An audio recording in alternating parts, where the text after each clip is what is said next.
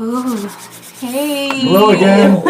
I'd like to first of all just kind of cover up this side of the room. Oh my goodness! On that side of the room, we have winners of the pumpkin spice latte. One of you guys texted it and said, "Wow, that many people were wrong." Thank you. That's what one of the listeners said. Thank you. Ron and I would like to. Yeah. Ron, who would you like to thank for winning this survey about pumpkin spice lattes, whether it's too early in the season? Not too I early. really need to thank my parents for raising me with such a profound understanding of everything in its time. Really? Yes. No, Yes. really? To every season, Ron. Yeah. Oh my God gosh! makes all Are things you beautiful serious? in their time. Wisdom right there. Yeah, Maranatha had it. So now speaking of wisdom, we need some wisdom today. Today's a good topic. We found this article a while back that has lots of great stuff in it about how there's some uncommon, maybe unconventional indicators of healthy relationships. Earlier in the week we talked about one of them being that you have ongoing unresolved conflict. Yeah, I love it. That was good. There's a lot of discussion there. Ooh. How about this one? The last of their list of 6 is that in a healthy relationship you have to accept your partner's flaws. Yeah. Okay, so here's how this is described in the article. In his famous book, The Unbearable Lightness of Being, Milan Kundera says there's 2 types of womanizers. Number 1, men who are looking for the perfect woman and can never find her. And 2, men who convince themselves that every woman they meet is already perfect. Technically there are 2, my wife and Ron's wife. Amen, brother. Wow, you're gonna leave me out? You know what that makes me? That makes me go like. He says, I love this observation and I believe it applies to not just womanizers, but just about anyone who consistently finds themselves in dysfunctional relationships. He said, let's break this down. He says, every person has flaws and imperfections. It's a biblical truth. It's not a Christian article, but that's true. Right. Yeah. We're all sinners, okay? Number 2, you can't ever force a person to change. Right. Agree. You have to want to change. It's a fundamental of a recovery ministry, right? Right. Right. You can't force an alcoholic to quit drinking. They got to decide they want to. And number 3, therefore, you must date and or be with somebody who has flaws you can live with or even appreciate. Yeah. And then here's the meat of it. The most accurate metric for your love of somebody is how you feel about their flaws. If you accept them and even adore some of their shortcomings, whoa, her obsessive cleanliness, his awkward social tics, and they can accept and even adore some of your shortcomings, then that's a sign of true intimacy. Okay. So how do you go about accepting your partner's flaws? One person responded early, like before we even started overtime. Wow. And said the way she does it is she remembers. I didn't even have to look it up. She remembers that she has her own flaws. Okay. But see, this goes beyond just saying, well, I'm flawed, so I'll have to deal with this. It says that a sign of true intimacy is that you not only accept, but might maybe even adore some of their flaws. It goes from being grating to adorable. Yeah. Have you seen that happen in your relationships you've been in? And I It's say that because Kelly is not Yeah. married, but been in Yeah. dating Yeah. relationships. I've seen some things. Well, I'm curious with flaws. The word flaws kind of makes me pause for flaws. And it makes you rhyme, oddly enough. Because some things I'd hesitate to call them flaws, and then it's easier to adore them. But when you think of a flaw as being like a fatal flaw, it's a more serious problem with the person. Well, but we all have those tendencies towards, I think, a particular sin. There's some people who gravitate towards addiction as area of sin. Others deal with pride. Others deal with, I mean, we have proclivities to sin that we'll never get rid of. Right.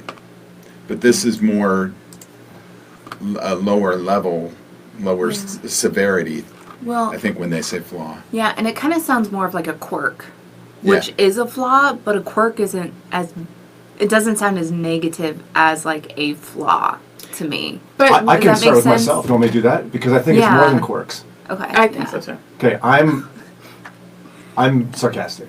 Shocker. Wow. Oh Take a deep breath. Part of my personality, I can't describe this to you accurately enough in a way that makes sense, but I am sarcastic, and I don't know how to stop being sarcastic completely.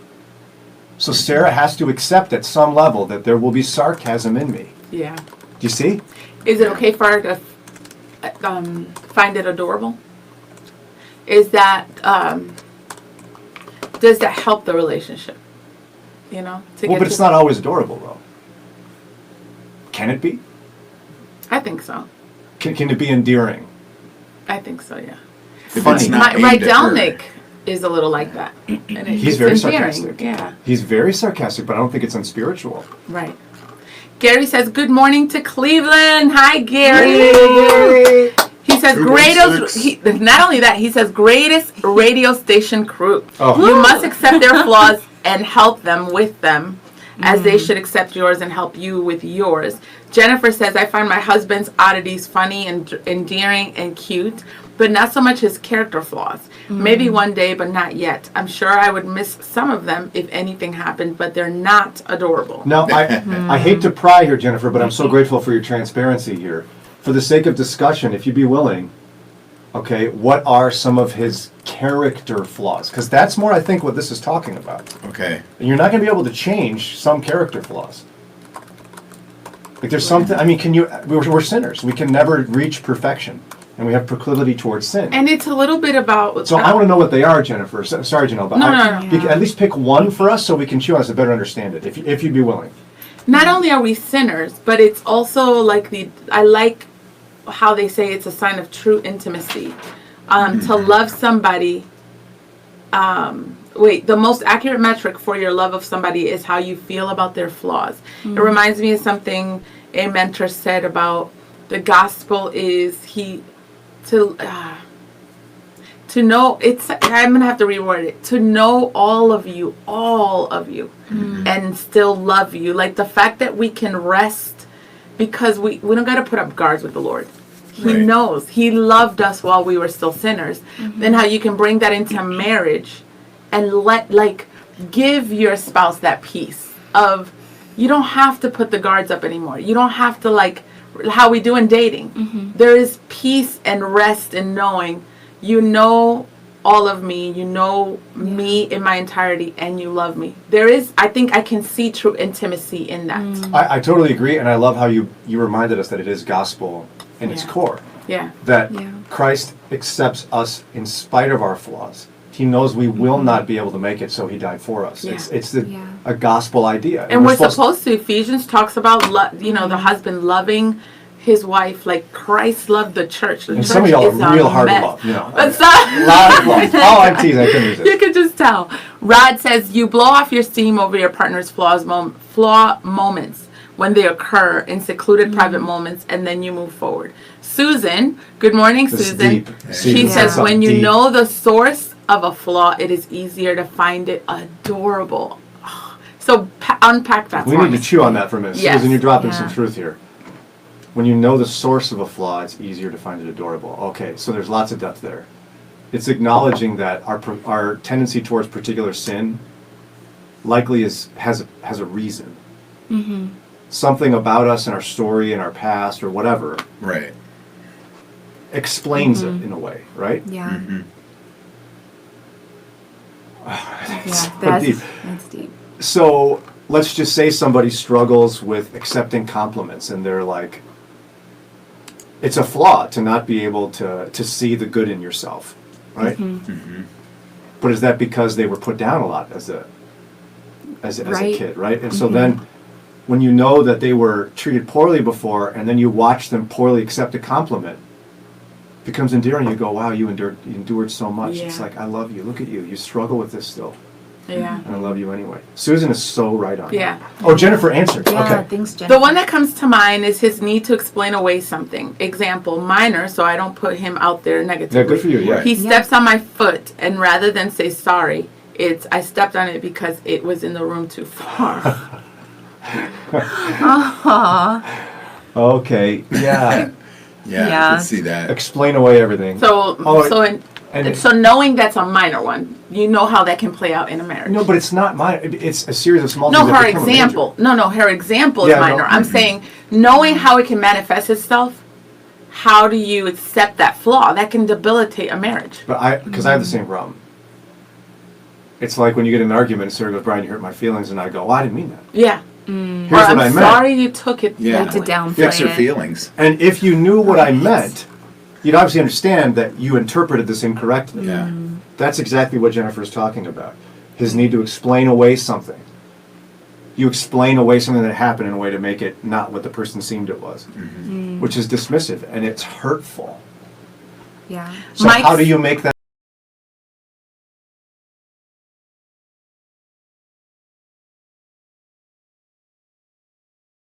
actually mean? But there's still part of me that does that sometimes. It's a Yeah. flaw. You can't imagine her saying, "Oh, it's so cute how you go to such lengths not to say I'm sorry over that." I see the eye roll, you know. She Yeah. says that is Eye roll. so annoying. That does sound annoying. And Yeah. I think what would help me find it adorable, even the really annoying and grating flaws, is humility. So if you like, if the person says, "Man, I know I struggle with it. I'm struggling, and I did it again. Look at me doing it again." That's human struggle. Yeah. Would make it adorable. Like, oh, you know, like I can see you're trying, and yeah, that would make it more adorable. Not the flaw, but the struggle in the flaw. Even if you know it would never be fixed, him seeing it and even laughing at himself about it or saying, "Yeah, I know I did it again." Yeah. Would be more. Now think we that makes know sense. there are some flaws that are hurtful. So Well, and that's what are we doing with those? and that draws to my next question in this is if we do believe it's true, you have to accept your partner's flaws because you can't totally change them, right? I mean, do we agree with this truth? Absolutely. Do we agree it's Yeah. true? Yeah. Okay. Can we temper their flaws? No. Can you try to tone it down and shape it, temper it? I think like at least from like just dating, like I'm not married, so my perception is a little bit different, but I think for dating somebody, asking someone, "Hey, like this is hurtful," and see if they work on it and change it, or like at least try, because that shows initiative.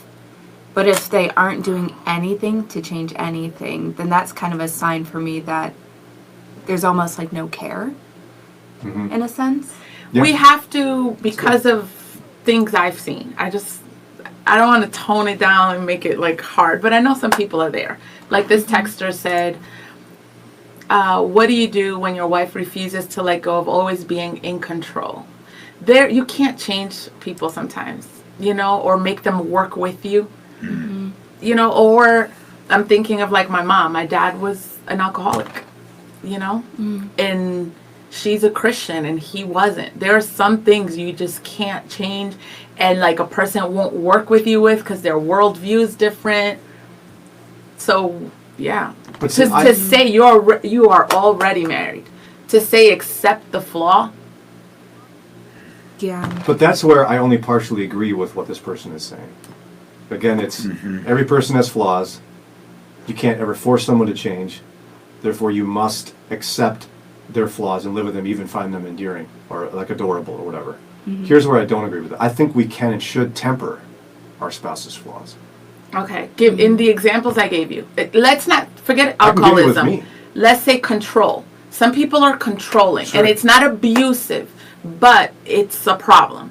Like with the texter, what they said. Yes. I think in a relationship, what you have to do is talk to a person about it, tell them that they're controlling, talk about how it makes you feel and how it affects the relationship, and a person you love will hear that and try to temper it. And over time, as you watch them change and get better, and you see over a series of months and years that it has gotten better, then we know, number one, we're not in an abusive relationship because they're trying and they're listening and That's they care. true. And second of all, you can start to go like see them trying and go, wow, Yeah. look at how, like you can almost go, look how cute it is. She can't let go of control. And we You know? talked about having them laugh at their flaws or accept it, but there are some flaws where almost not the only option. Stopped drinking and was so like, I'm so sorry. It's just the consequences of the drinking came back around. What I'm saying is, in those years, she told him, like, listen, you cannot drink in the house. Whatever you do, it has to be outside. That was her way of kind of dealing with it. In the context of, I can't change you. You know, and like you said, if you're not in an abusive relationship and they love you, then that would be the middle ground in some cases. Well, yeah, I like how Aretha puts it. Yeah. She says, the way I deal with my husband's flaws is by telling myself I looked over them when we were dating, but I definitely we all do. Yeah. But I definitely comfortable.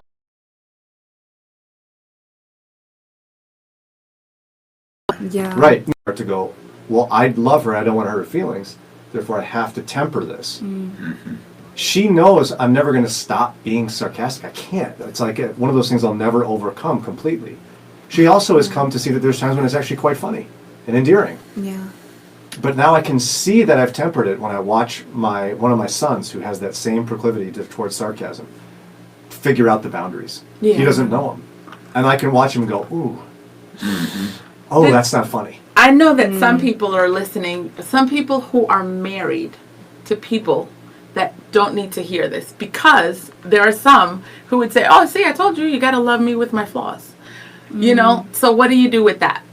I don't think because you said, when you said she tempered you, is it her job or is it your job to temper yourself? Yes.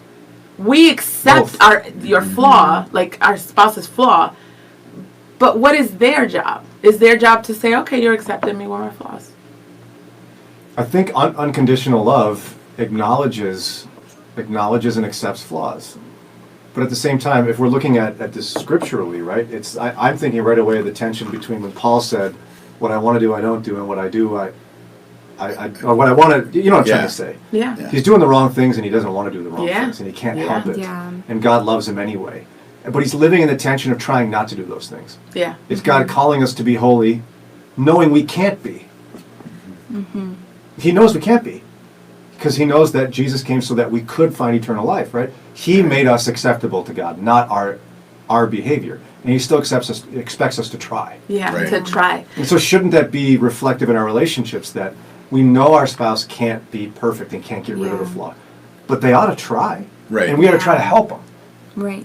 Right. One side help them. accepts the other person, doesn't push them away because of the flaws, but the flawed person in that situation has to try to change to make themselves more loving to their Yeah. spouse, and vice versa. Right. And this is a question because of Aretha's comment that I have is, like, in dating, it could be something that you need to recognize. Like, you know how everything's like all rainbows and butterflies Yeah. when you're dating.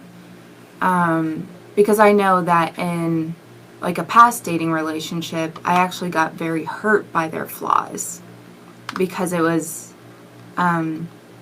just constant pain there. Yeah. And so, but I was too accepting of all of his flaws. And so maybe you guys Yeah. have some advice about a relationship It's like a really that. hard one. Because I've seen a lot of single people, and you're not one of them, but a lot of single people never find a relationship because they expect no flaws. Right. And the minute they find a flaw, they run. They run. And Right. I'm sure everybody could say this who's been married, but there were flaws that I recognized in Len that, thank goodness, I overlooked, and they were actually a big deal for me.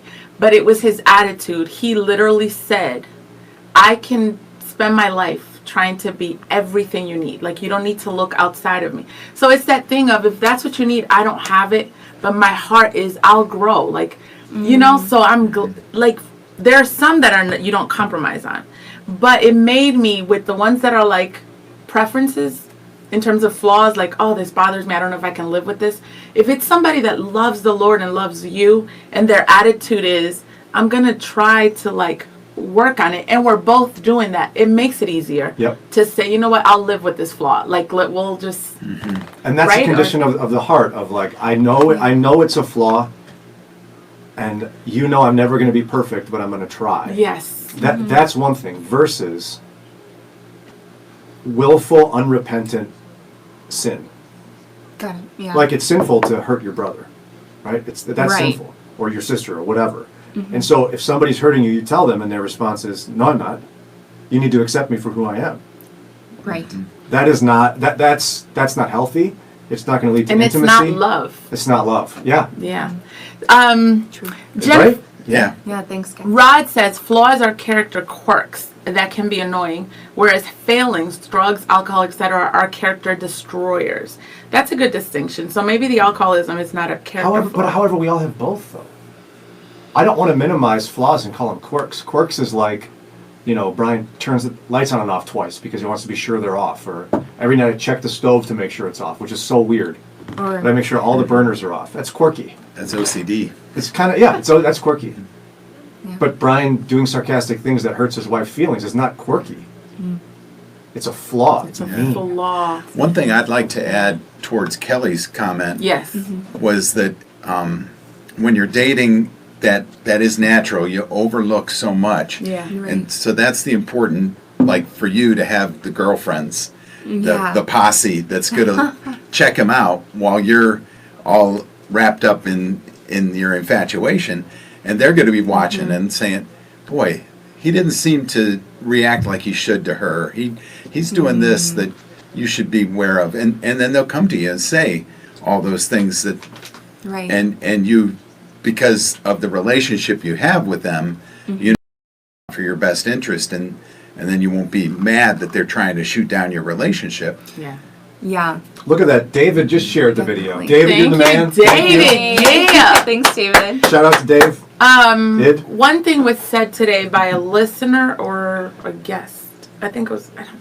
But it was talking, they said how we as Christians are supposed to be a fragrance for the world. And like kind of like what you said, I can think of my quirks and how they could be annoying and hard to deal with. Yeah. But the Oh, sorry. I shouldn't have agreed so quickly. whatever, the idea of wanting to be good fragrance for your spouse, and if we live with that mindset, we become more mindful of like, oh, I could see, I was going to use your example, how living with that is difficult. I want to be easy to live with, and always having that mindset, I want to be easy to live with. Yeah. Kim says, I tell my husband our flaws are just our good points taken too far. For example, physically responsible, cheap, highly focused, to things around you, daring, reckless, etc. Yeah. There is a fine line, right, between daring and reckless. And yeah, she's right. It's good qualities taken to the extreme become flaws. Control can be like that in the context of not abusive, checking on the person all the time. A lot of times is because Len can be like that, but he's very protective and he knows how naive I can be. So it comes across as controlling, but it's good things taken too far. And so I think it's what you're saying, communicating and just saying, that kind of bothers me. Or, Yeah. and One of have my the person- mentors said once that an unguarded strength is a double weakness.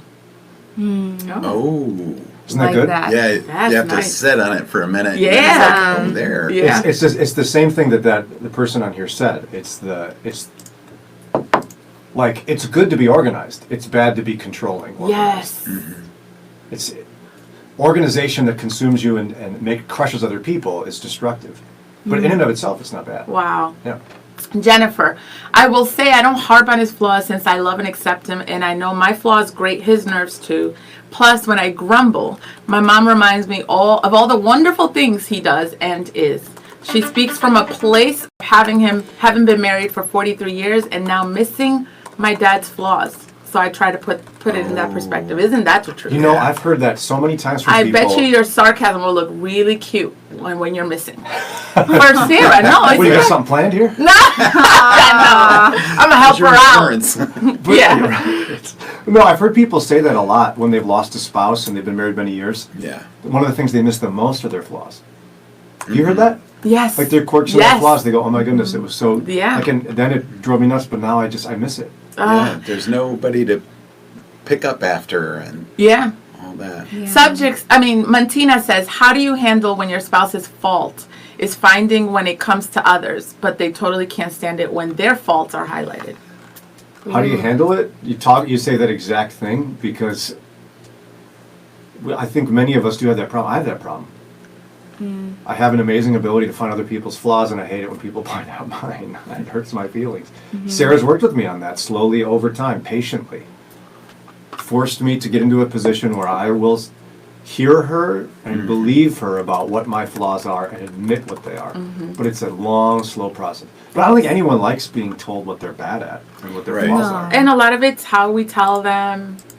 And Montina's probably doing a good job in that area, but finding and praying about it. I've been in that situation, you know, and being patient. Sometimes you got to tell a person over and over, you know, so you're right. I don't think anybody likes it. It's just finding how do I come across, or for us in the beginning of our marriage, it was meeting consistently with one of our favorite couples, the Hollises, where a lot of times, and because they're so wise, they would end up she would end up telling me things that would almost make Len get out of his seat, like, oh my gosh, I've been telling her this, but I receive it differently from another woman. Yeah. You know, and vice versa. So sometimes just finding somebody else to help you with that. Well, and there's also an unconventional way to do it. Which is what? One of the unconventional ways to help your spouse work on their flaws is to explicitly and verbally with them work on yours first. Oh, nice. Because now you're making fertile soil for an open discussion. When you show I the vulnerability and love go, that. listen, I know I'm more struggling with sarcasm and I'm hurting your feelings and it's wrong. And I want you to know I'm working on it, I need your help. I love And that. after a season of working on that, don't you think that they'll be ripe for Oh, yeah. wanting to do Yeah. the same thing for you? Yeah. Right. David says, when I try to complain about my wife's flaws, I try to remember Matthew chapter 7. You guys can look it up. In the meantime, while you look that up, and we only got a couple minutes, Brian, I want to thank 3 people, including David, who have shared this conversation right now. I want to say hi to Aretha. She's laughing at Brian. Dee Dee Tanks is here. Yeah. Janet says, laughter can soften a spouse's flaws. I have my own. Perspective matters. Good morning, Betty. Go ahead. Why can't Dee Dee tell us about Tank's flaws? I want to hear all about List that. them. Hi, Kathy and Montina, Kim, Sheila. Sheila says, I'm also a very naturally sarcastic person. My husband has had to try to learn to understand when I'm being sarcastic, and I have to try to tone it down. Yep. Now I've started to bring him to the sarcastic side, and he tries to be sarcastic with me sometimes. Sheila, that is my story with Sarah. She didn't even speak the language, but over time she started to become bilingual. And now she'll get me with sarcasm sometimes. I'll just go, ooh, that was good. And she just smiles and, yeah, good stuff.